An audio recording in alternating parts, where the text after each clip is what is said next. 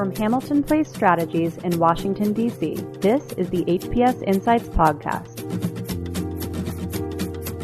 Welcome to DistilledDC, a mini-series from Hamilton Place Strategies, HPS Insights, focused on how communicators distill complexity. I'm your host, Andrea Christianson, and Managing Director at HPS. Today, I'm excited to be joined by Marneé Banks. Marneé is currently the Chief Communications Officer at the Theodore Roosevelt Conservation Partnership, whose aim is to guarantee all Americans quality places to hunt and fish. Previously, she served as Communications Director for the senior U.S. Senator from Montana, Jon Tester, and started her career as a television reporter covering local news in Montana. Marneé, thanks for joining me today.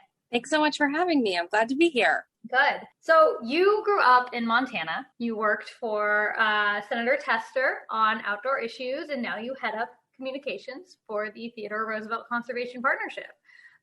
You clearly have a passion for the outdoors. Can you talk about how that influenced your career? Yeah. So as you mentioned, I grew up in Montana, which if you grow up sort of in the shadow of the Rocky Mountain front, or even like a stone's throw away from the Missouri River, the outdoors sort of just get into your bloodstream. And so growing up, I was always out. My parents lived right below this huge, this like massive land of South Hills. And we would run there as kids, bike back there, hike back there. And so, I was doing that as a young child. And then my dad got me into fly fishing when I was young, and we would go and have daddy-daughter trips fishing on the little Blackfoot River outside of my hometown. And so that just sort of was ingrained in me from a child.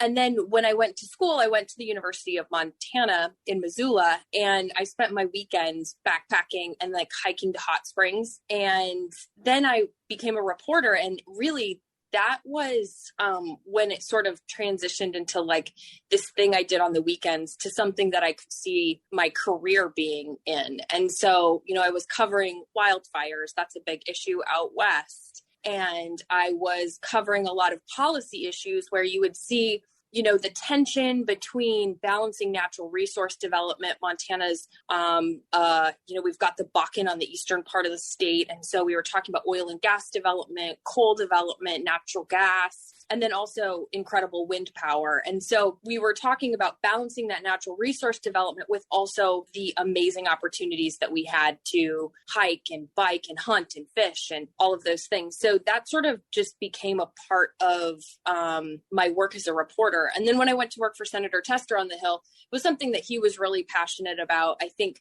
the piece of legislation that really made me think that I might want to go into NGO work was the Yellowstone Gateway Protection Act. We were working to withdraw mineral leases at the headwaters of the Yellowstone River, which is just right outside of Yellowstone National Park. And that was a really cool opportunity. We've organized a business coalition with hundreds of businesses right outside of Yellowstone, breweries and, mom and pop clothing stores and, big resort lodges that were all based on that tourism economy of the outdoors. And it was really pretty awesome. And then as soon as Senator Tester was reelected for his third term, I started to work for the TRCP, and now it's, what I do every day. So it just started as a kid and then transformed over time. Yeah, it's really awesome. Being outside is awesome. And your daddy-daughter trips, my dad and sisters and I every year still go on a horse camping trip. And it's that's awesome. Special. And yeah, we actually, we are able to ride on Sierra Pacific Industries land in California. And so everyone comes every year, someone comes and talks about like forest management and wildfires and habitat restoration and stuff. And so anyways, it's really interesting how kind of the business and the environmental and all of this stuff have to be balanced. And so I am sure that you had a lot to do in Montana on that. Yeah, well, next family trip you have, come out to Montana. We'll put you on some horses and get you into the backcountry in the Rockies. Yes, I would love that, really. So politics and hunting and fishing and all of the things that you like to do are often considered kind of male-dominated industries and hobbies. And Can you talk about your experience establishing yourself as like a strong female leader in that context? Yeah, I think, I never, I guess call me naive, but I never really viewed my gender as an obstacle until I was in my career. Like as a little girl, I never saw that as a thing. And then I became a reporter and I quickly realized, wow, there are obstacles to being female and in a professional industry. The Capitol Press Corps in Montana was made up of mostly men. And I remember press conferences where all the men would get called on by the elected officials to ask questions. And I was like, I have a question. And there was a mentor of mine, Chuck Johnson. He was an amazing reporter. And he had been there for several decades covering state politics. And he would oftentimes toss me a question. If he got called on, he would say, I think actually I'm going to toss this one over to Marneé. And, I think him creating space for me to be at the table was one of those really impactful moments, because I realized that I wanted to do the same thing for women as my career grew. And so, but there were, I'm not going to lie, there were difficult moments along the way. I remember interviewing one elected official who looked me up and down and asked me how much I weighed. And I was like, I don't understand why that's relevant at all. Another one, I think it's hilarious, but also disgusting. He invited me to a hot tub party if I wanted to get a scoop on a story. And I was like, this is just not how things should be done. And it was something that our male colleagues never had to deal with. Yeah. But I think what I learned through all of that is that you make space for yourself. And when people give you an opportunity or open a door for you, walk through it. And then it's your job as a woman to make sure there's seats at the table for other women. And, in politics, as change has been slow, but like 26% of members of Congress are female now, and we have more work to do. But when we think about the hunting and angling space, it's even slower. Only 6% of hunters are women and 12% of fishermen are women. And so we have a lot of work to do in this space. And it's something that I think is really important. I agree. I want to ask you about the conservation priorities and how do you get people over this hurdle of either interest in hunting and fishing or getting excited and interested in the priorities of conservation? Like, what are your challenges there? Yeah. And I think, what we saw with the COVID pandemic is so many people use nature to connect and to get a release because they just couldn't be anywhere else. And so outdoors were a safe place. We've seen hunting and fishing both increase during the COVID pandemic, and outdoor recreation use has gone up dramatically. There's some of the industries also that had, record sales. We've seen a backlog on ammunition sales. We've seen fishing sales spike as well. And so I think what we see is we have a moment right now where people are very connected to nature. And the question is, what are we going to do with that when everyone gets back to their busy lives, when they're back in their offices? Are they going to stay connected to nature like they have been for the past year? And as a conservation organization, it's our job to make sure that we're turning those users into conservationists, that we're educating them about how that their gear and license purchases actually fund habitat. Hunters and anglers are the only outdoor recreation users that pay excise taxes to use the landscape. Their gear and license purchases fund habitat conservation, clean water, conservation projects all across the country. But when you go backpacking or camping, you're not paying those user fees, but there are license fees and associated with hunting and fishing. And so taking those moments, making sure we're turning users of the landscape into conservationists, because you're getting something when you use the landscape. So let's give back. Yeah, that's such an important point. I didn't know that about backpackers and hikers, and I'm guessing horseback riders as well probably don't have to Okay, those fees. That's interesting. I want to go back to your time as a journalist. Sounds very interesting, some of your stories, and unfortunate. Being on both sides, having been the one asking the questions and also the one answering the questions, how did your time as a journalist influence your approach to being the chief communicator for both a senator and now for the partnership? Yeah, as a journalist, I just have such great respect for the profession and our First Amendment rights. The freedom of the press is something really important. I think holding our elected leaders and policymakers accountable is really important. And so that deep respect for the profession really did shape the way that I interact with the media in my roles with Senator Tester and at the TRCP. And I think the oftentimes as communicators, our interests are different than journalists. And we just admit that we are starting from a different place. We have something we are trying to proactively communicate, and they're approaching it from a very different perspective as a journalist. And so respecting that relationship, understanding it, and treating the relationship not as adversarial, but as just an understanding that we're coming at it from two different places. I also think that, oftentimes people in a communications role, whether it's PR or a public information officer or marketing, don't understand the pressures that are going on in journalists' everyday lives. As a, beat reporter in a small town, there were days where I was cranking out 4 or 5 stories in one day. And so the pressures to fill a newscast or to fill a paper are very real. And they're busy. They don't have a lot of time. And we need to make sure as communicators, we're giving them things buttoned up tight. We're communicating succinctly and we're respectful of their time and their limited resources, especially as newsrooms continue to shrink. But I think that those relationships, there's always going to be tension there, and that's okay. But just acknowledging that it exists and that I think produces better results. Thank you for that.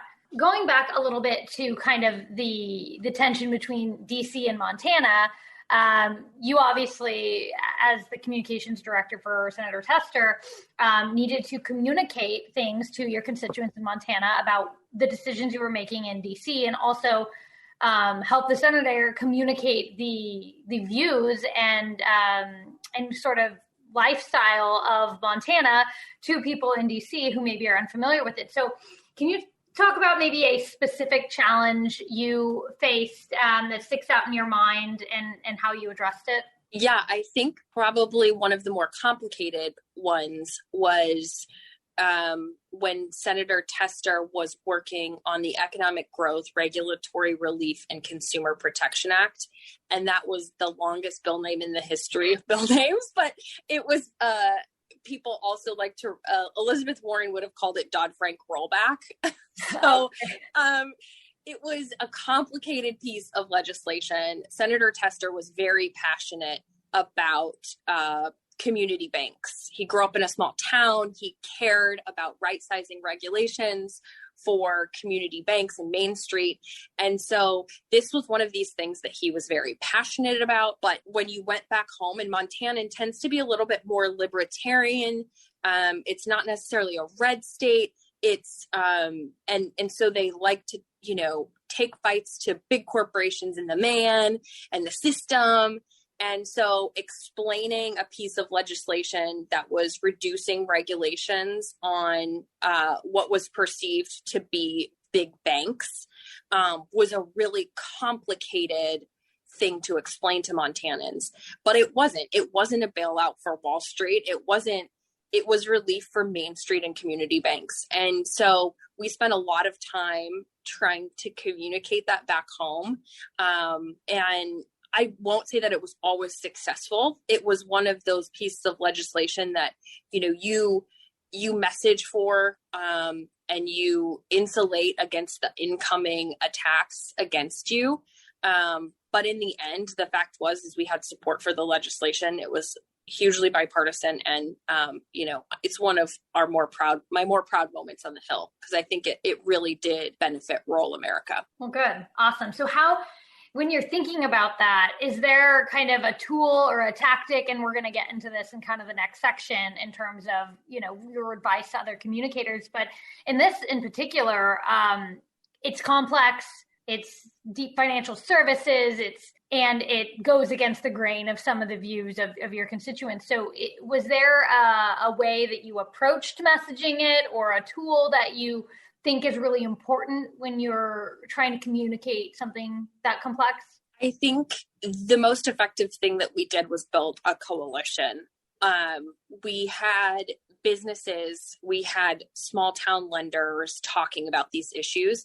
And so using those surrogates, using those people who are tied to their community, who, Jill, when she walks in the grocery store, she knows her local banker. She trusts them. She's got, her car loan, her mortgage. She probably even talked to them about how she was going to pay for her kids' college education.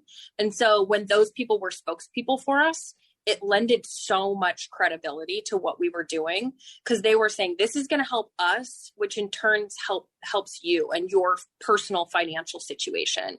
And the coalition of businesses and small town bankers that were able to speak out for the legislation made it incredibly effective. And I think insulated it against some of the attacks that were coming, from the other side. Yeah, that's really great advice. Validators are incredibly important. Okay, we're going to take a break. When we come back, we'll tackle Marneé's advice to other communicators. Hamilton Place Strategies, HPS, is an analytical public affairs consulting firm with offices in Washington, D.C., New York, and California. HPS uses substantive analysis to understand complex topics and create public affairs tools to explain issues to target audiences and reach critical stakeholders. We achieve our clients' goals by enhancing understanding of issues, products, and companies, and ultimately improving outcomes. Learn more at hamiltonplacestrategies.com or follow us on Twitter at HPS Insight. We're back on DistilledDC, a mini-series from HPS Insights on communicating complexity. I'm here with Marneé Banks, Chief Communications Officer at the Theodore Roosevelt Conservation Partnership, and we're about to get her advice on how to be a more effective communicator. So Marneé, if you had to isolate one skill that makes someone a great communicator, what would it be? Organization of information. Good one. I like it.